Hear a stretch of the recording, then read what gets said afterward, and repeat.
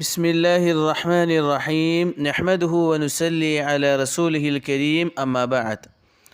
കഴിഞ്ഞ ആയത്തിൽ സ്വർഗവാസികളെ പറ്റിയായിരുന്നു നാം മനസ്സിലാക്കിയത്.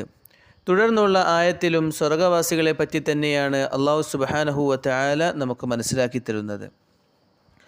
വനസഅനാ മാ ഫീ സുദൂരിഹിം മിൻ ഗില്ലിൻ തജ്രി മിൻ തഹ്തിഹിമുൽ അൻഹാർ وقالوا الحمد لله الذي هدانا لهذا وما كنا لنهتدي لولا أن هدانا الله لقد جاءت رسل ربنا بالحق ونودوا أن تلكم الجنة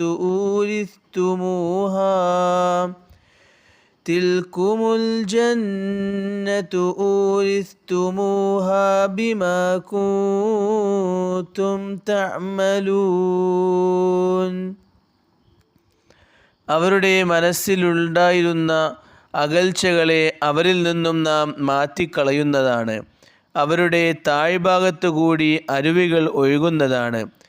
അവർ ഇങ്ങനെ പറയുന്നതാണ്: ഇതിലേക്ക് ഞങ്ങളെ നയിച്ച അള്ളാഹുവിനാണ് സർവസ്തുതിയും.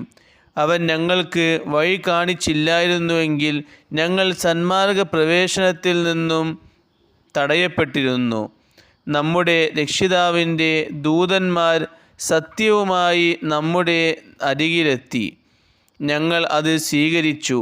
അപ്പോൾ അവരോട് വിളിച്ചു പറയപ്പെടും: നിങ്ങളുടെ പ്രവർത്തന ഫലമായി നിങ്ങൾക്ക് ഈ സ്വർഗം നൽകപ്പെട്ടിരിക്കുന്നു. കഴിഞ്ഞ ആയത്തിൽ സ്വർഗവാസിക്കുണ്ടാവേണ്ട ഗുണങ്ങൾ നാം മനസ്സിലാക്കി. ഈമാൻ, അമലു സ്വാലിഹാത്ത് അടിസ്ഥാനപരമായി ഒരു ആൾക്ക് ഉണ്ടാവേണ്ടതാണ്. അവനാണ് സ്വർഗത്തിൽ പ്രവേശിക്കുക. ഇപ്പോൾ നാം ഓതിയ ആയത്തിൽ അല്ലാഹു തആല സ്വർഗത്തിൽ പ്രവേശിച്ചതിന് ശേഷം സ്വർഗവാസി എങ്ങനെയായിരിക്കുമെന്ന് അറിയിച്ചിരുകയാണ്. സ്വർഗവാസികളുടെ മനസ്സിൽ നിന്നും എല്ലാ മാലിന്യങ്ങളെയും അള്ളാഹു എടുത്തു കളയുന്നതാണ്. ഒരു വ്യക്തി സ്വർഗത്തിൽ പ്രവേശിച്ചു കഴിഞ്ഞാൽ പിന്നെ വിദ്വേഷം, കുശുമ്പ്, അസൂയ, പരസ്പരം പ്രശ്നമുണ്ടാക്കാനുള്ള മനസ്ഥിതി, അങ്ങോട്ടും ഇങ്ങോട്ടുമുള്ള വൈരാഗ്യങ്ങൾ, ഇതൊന്നും അവൻ്റെ മനസ്സിലുണ്ടാവുന്നതല്ല. ഇങ്ങനെയുള്ള എല്ലാ മാലിന്യങ്ങളിൽ നിന്നും സ്വർഗവാസികൾ പരിശുദ്ധമാക്കപ്പെട്ടവരായിരിക്കുമെന്ന് ഈ ആയത്തിലൂടെ അല്ലാഹു തആല അറിയിക്കുകയാണ്. ദുനിയാവിൽ വെച്ച് ആരോടെങ്കിലും വിദ്വേഷമുണ്ടെങ്കിൽ, ആരോടെങ്കിലും ഏതെങ്കിലും രീതിയിൽ പ്രശ്നങ്ങളുണ്ടെങ്കിൽ ആ പ്രശ്നങ്ങളൊന്നും സ്വർഗത്തിലെത്തിക്കഴിഞ്ഞാൽ ഉണ്ടാവുന്നതല്ല. അതുപോലെ സ്വർഗത്തിൽ ഓരോരുത്തരും ഓരോ സ്ഥാനത്തായിരിക്കും. ചിലരേക്കാൾ ചിലർക്ക് കൂടുതൽ സ്ഥാനമുണ്ടായിരിക്കും. അവരുടെ അമലിൻ്റെയും തഖ്വയുടെയും അടിസ്ഥാനത്തിൽ ചിലർക്ക് മറ്റുള്ളവരെക്കാൾ താഴ്ന്ന സ്ഥാനമായിരിക്കും. പക്ഷേ ഇവർ തമ്മിൽ ഒരിക്കലും അസൂയയോ മറ്റേതെങ്കിലും രീതിയിലുള്ള ചിന്താഗതികളോ ഇവരുടെ ഇടയിൽ ഉണ്ടാവുന്നതല്ല. ഈ രീതിയിലായിരിക്കും സ്വർഗവാസികളുടെ ഗുണം. പരസ്പരം ഒരു രീതിയിലുള്ള അസൂയ, വിദ്വേഷം, പരസ്പരം പ്രശ്നങ്ങൾ ഉണ്ടാക്കുക, ഇങ്ങനത്തെ ഒരു കാര്യങ്ങളും സ്വർഗത്തിലുണ്ടാവുന്നതല്ല. കാരണം ഇതെല്ലാം മോശമായ ഗുണങ്ങളാണ്. സ്വർഗം പൂർണ്ണമായും ശുദ്ധമായതും എല്ലാവർക്കും സമാധാനമുള്ള സ്ഥലവുമാണ്. ഒരു മനുഷ്യനെ സംബന്ധിച്ചിടത്തോളം ഹൃദയത്തിൽ അസൂയ ഉണ്ടാവുമ്പോൾ, വിദ്വേഷമുണ്ടാവുമ്പോൾ, പരസ്പരം പ്രശ്നമുണ്ടാക്കാനുള്ള ഒരു മനോഭാവം ഉണ്ടാവുമ്പോൾ അവൻ്റെ ജീവിതത്തിൽ മനസ്സിൽ സമാധാനം നഷ്ടപ്പെട്ടുകൊണ്ടിരിക്കുകയാണ്. ഒരു അസൂയുള്ള ആൾക്കൊരിക്കലും മനസ്സിൽ സമാധാനം ഉണ്ടാവുന്നതല്ല. വിദ്വേഷമുള്ളവർക്കൊരിക്കലും മനസ്സിൽ സമാധാനം ഉണ്ടാവുന്നതല്ല.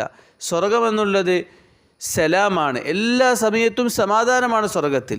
അതുകൊണ്ട് തന്നെ സമാധാനം നഷ്ടപ്പെടുത്തുന്ന, മനുഷ്യനെ ഇടങ്ങാറിലാക്കുന്ന ഈ രീതിയിലുള്ള മോശമായ ഗുണങ്ങൾ സ്വർഗവാസികളിൽ ഉണ്ടാവുന്നതല്ല എന്ന് അല്ലാഹു സുബ്ഹാനഹു വ തആല അറിയിക്കുകയാണ്. അതുപോലെ സ്വർഗവാസികൾ സ്വർഗത്തിലെത്തിക്കഴിഞ്ഞാൽ അവർ അള്ളാഹുവിനെ സ്തുതിക്കുന്നതാണെന്ന് ഈ ആയത്തിലൂടെ അറിയിക്കുന്നു. ആ ഒരു ഗുണം ദുനിയാവിൽ വെച്ച് തന്നെ നമ്മൾ ഉണ്ടാക്കേണ്ട ഗുണമാണ്. ഇവിടെ അല്ലാഹു തആല പറയുകയുണ്ടായി, സ്വർഗവാസികൾ പറയുന്നതാണ്: അള്ളാഹു, നിനക്കാണ് സർവ്വസ്തുതിയും. നിൻ്റെ സഹായമില്ല എങ്കിൽ, നിൻ്റെ കഴിവില്ല എങ്കിൽ ഒരിക്കലും ഞാൻ ഈ സ്വർഗത്തിൽ എത്തുന്നവനല്ലായിരുന്നു. ഇതായിരിക്കും ഒരു മനുഷ്യൻ്റെ ദുനിയാവിലെ ചിന്തയും. നമുക്ക് എന്ത് ലഭിക്കുകയാണെങ്കിലും സർവ്വസ്തുതിയും അല്ലാഹുവേ നിനക്കാണ്. നിൻ്റെ കഴിവില്ലായിരുന്നുവെങ്കിൽ, നിൻ്റെ സഹായമില്ലായിരുന്നുവെങ്കിൽ എനിക്കൊരിക്കലും ഇത് ലഭിക്കുകയില്ലായിരുന്നു എന്ന ഉറപ്പ് നമ്മുടെ മനസ്സിൽ ഉണ്ടാവേണ്ടതുണ്ട്. അതുകൊണ്ട് എല്ലാ സമയത്തും അള്ളാഹുവിനെ ശുക്ർ ചെയ്യണം. എന്തെങ്കിലും നന്മ ലഭിക്കുകയാണെങ്കിൽ, എന്തെങ്കിലും കാര്യങ്ങൾ ലഭിക്കുകയാണെങ്കിൽ ഉടനെ അള്ളാഹു നന്ദി ബോധിപ്പിക്കുകയും ഇത് അള്ളാഹുവിൻ്റെ വലിയ അനുഗ്രഹമാണ്, അവൻ്റെ കഴിവില്ലായിരുന്നുവെങ്കിൽ, അവൻ്റെ സഹായമില്ലായിരുന്നുവെങ്കിൽ ഇതെനിക്കൊരിക്കലും കിട്ടുകയില്ലായിരുന്നു എന്ന മനസ്ഥിതി ഓരോ വിശ്വാസിക്കും അത്യാവശ്യമായ കാര്യമാണ്. ആ ഒരു മനസ്ഥിതി കാരണം മനസ്സിന് വലിയ സമാധാനം കിട്ടുന്നതാണ്. കാരണം ഇതെൻ്റെ കഴിവ് കൊണ്ടുണ്ടായതാണ്, ഞാൻ അധ്വാനിച്ചത് കൊണ്ടുണ്ടായതാണ്, എൻ്റെ പ്രയത്നം കൊണ്ടുണ്ടായതാണ്. ഈ രീതിയിലുള്ള ചിന്തയുണ്ടാകുമ്പോൾ മനുഷ്യരെപ്പോഴും ഭയമുണ്ടാകും. എന്നിൽ ഇത് നഷ്ടപ്പെട്ടു പോകുമോ, ഇത് നഷ്ടപ്പെട്ട് കഴിഞ്ഞാൽ എങ്ങനെ ഇത് ഉണ്ടാക്കും, ഈ രീതിയിലുള്ള ഭയം എപ്പോഴും മനുഷ്യരുണ്ടാകും. പക്ഷേ ഇതെനിക്ക് നൽകിയത് എൻ്റെ അള്ളാഹുവാണ്, ഇതെന്നിൽ നിന്നും എടുക്കുന്നവനും എൻ്റെ അള്ളാഹുവാണ്, ഇത് എടുത്തു കഴിഞ്ഞാൽ വീണ്ടും തരാൻ കഴിവുള്ളവനും അള്ളാഹുവാണ്. എൻ്റെ കഴിവ് കൊണ്ടോ എൻ്റെ അധ്വാനം കൊണ്ടോ എൻ്റെ പ്രയത്നം കൊണ്ടോ ലഭിച്ചതല്ല ഇത്, മറിച്ച് എൻ്റെ പ്രയത്നവും എൻ്റെ അധ്വാനവും എൻ്റെ കഴിവുമെല്ലാം ഒരു കാരണം മാത്രമാണ്. ഇതെനിക്ക് നൽകിയത് അള്ളാഹുവാണെന്ന മനസ്ഥിതി ഉണ്ട് എങ്കിൽ തീർച്ചയായും അത് നഷ്ടപ്പെട്ടു പോയാലും അവൻ്റെ മനസ്സിൽ വിഷമമുണ്ടാകുന്നതല്ല. കാരണം വീണ്ടും തരാൻ കഴിവുള്ളവൻ ഇന്നും ജീവിച്ചിരിക്കുന്നുണ്ടെന്ന ചിന്താഗതി അവനുണ്ടാവുന്നതാണ്. അതുകൊണ്ട് എല്ലാം നൽകിയവൻ അള്ളാഹു തആലയാണ്. എന്തെല്ലാം അനുഗ്രഹങ്ങളുണ്ടോ അതെല്ലാം അള്ളാഹുവാണ് നൽകിയത് എന്ന് ഒരു വിശ്വാസി എപ്പോഴും ചിന്തിച്ചുകൊണ്ടിരിക്കുകയും നന്ദി ബോധിപ്പിച്ചുകൊണ്ടിരിക്കുകയും ചെയ്യേണ്ടതുണ്ട്. സ്വർഗ്ഗവാസികൾ സ്വർഗ്ഗത്തിലെത്തിക്കഴിഞ്ഞാലും അള്ളാഹുവിനെ നന്ദി ബോധിപ്പിക്കുന്നതാണെന്ന് ഈ ആയത്തിലൂടെ അള്ളാഹു സുബ്ഹാനഹു വ തആല അറിയിച്ചിരിക്കുകയാണ്. ഇങ്ങനെ സ്വർഗ്ഗവാസികൾ അള്ളാഹുവിനെ നന്ദി ബോധിപ്പിക്കുമ്പോൾ തിരിച്ച് അവരോട് പറയപ്പെടുന്നതാണ്, നിങ്ങളുടെ കർമ്മങ്ങൾ നന്നായതുകൊണ്ട്, നിങ്ങളുടെ നല്ല കർമ്മങ്ങൾ കാരണമായി നിങ്ങൾക്കിതാ ഈ സ്വർഗം നൽകപ്പെട്ടിരിക്കുന്നുവെന്ന് അവരുടെ മുമ്പിൽ വിളംബരം ചെയ്യപ്പെടുന്നതുമാണ്. തുടർന്നുള്ള ആയത്തിൽ അല്ലാഹു തആല സ്വർഗ്ഗവാസികളുടെയും നരകവാസികളുടെയും ഇടയിലുള്ള സംഭാഷണത്തെ അറിയിക്കുകയാണ്. വനാദാ അസ്ഹാബുൽ ജന്നതി അസ്ഹാബൻ നാരി ഖദ് വജദ്നാ മാ വഅദനാ റബ്ബുനാ ഹഖ്ഖാ ما وعدنا ربنا حقا فهل وجدتم ما وعد ربكم حقا قالوا نعم فأذن مؤذن بينهم اللعنة الله على الظالمين.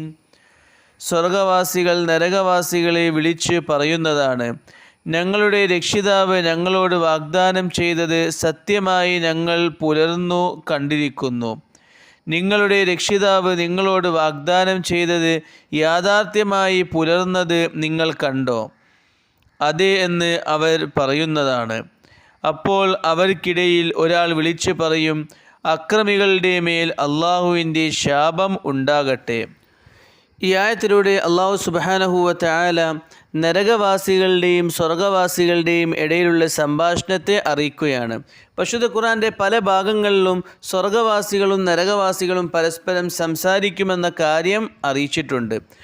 ഈ ഒരു സംഭാഷണം എന്നുള്ളതും യഥാർത്ഥമായി നോക്കുകയാണെങ്കിൽ നരകവാസികളെ സംബന്ധിച്ചിടത്തോളം ശിക്ഷയും സ്വർഗവാസികളെ സംബന്ധിച്ചിടത്തോളം ഒരു അനുഗ്രഹവുമാണ്. കാരണം നരകവാസികൾ സ്വർഗവാസികളോട് സംസാരിക്കുമ്പോൾ അവർക്ക് കിട്ടിയ അനുഗ്രഹങ്ങളെപ്പറ്റി അറിയുമ്പോൾ, അവരിപ്പോൾ ഉള്ളതായ അവസ്ഥയെപ്പറ്റി അറിയുമ്പോൾ കൂടുതലായി അവരുടെ മനസ്സിൽ പ്രയാസമുണ്ടാവുന്നതും അവർ ദുന്യാവിൽ വെച്ച് അള്ളാഹുവിനെ അനുസരിക്കാത്തതിൻ്റെ കുറ്റബോധമുണ്ടാവുന്നതും ദുന്യാവിൽ അവർ ചെയ്തതെല്ലാം വലിയ നഷ്ടമായി പോയി എന്ന് അവർക്ക് മനസ്സിലാവുന്നതുമാണ്. ഇങ്ങനെ ഒരു പ്രയാസം ഉണ്ടാവുന്നത് തന്നെ ഒരു ശിക്ഷയാണ്. അതുകൊണ്ട് സ്വർഗവാസികളുമായി നരകവാസികളുടെ സംഭാഷണം അത് നരകവാസികൾക്കൊരു ശിക്ഷയാണ്. അവർക്ക് മനസ്സിന് വീണ്ടും വീണ്ടും ബുദ്ധിമുട്ടുണ്ടാവാൻ അത് കാരണമായി തീരുന്നതാണ്. സ്വർഗവാസികളെ സംബന്ധിച്ചിടത്തോളം അവർ ദുന്യാവിൽ സഹിച്ച ത്യാഗങ്ങൾ, ദുന്യാവിൽ അള്ളാഹുവിന് വേണ്ടി പല കാര്യങ്ങളും വെടിയുന്ന അവസ്ഥയുണ്ടായി, പല പരിഹാസങ്ങളും കേൾക്കേണ്ട അവസ്ഥയുണ്ടായി. അതൊന്നും ഒരിക്കലും നഷ്ടമായിട്ടില്ല.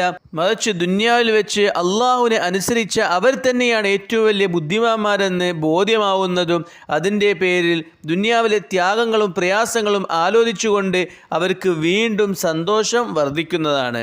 അതുകൊണ്ട് സ്വർഗവാസികളെ സംബന്ധിച്ചിടത്തോളം ഈ പരീക്ഷണം അനുഗ്രഹവും നരകവാസികളെ സംബന്ധിച്ചിടത്തോളം ഈ സംഭാഷണം ഒരു പരീക്ഷണവും ഒരു പ്രയാസത്തിന് കാരണവുമാണ്. എന്നിട്ട് നരകവാസികളോട് സ്വർഗവാസികൾ പറയുന്നതാണ്, ഞങ്ങളുടെ റബ്ബ് ഞങ്ങൾക്ക് വാഗ്ദാനം ചെയ്ത എല്ലാ കാര്യങ്ങളും ഞങ്ങൾക്ക് ലഭിച്ചു.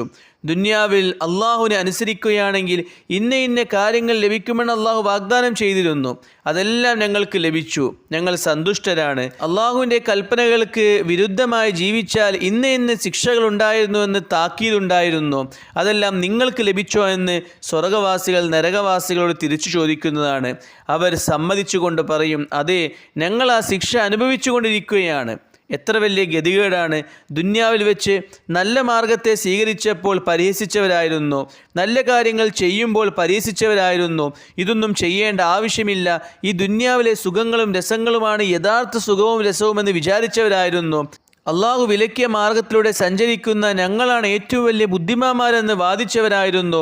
പക്ഷേ ആഖിറത്തിൽ അവർ സ്വർഗവാസികളുടെ മുമ്പിൽ നിന്ദ്യന്മാരാവുകയാണ്.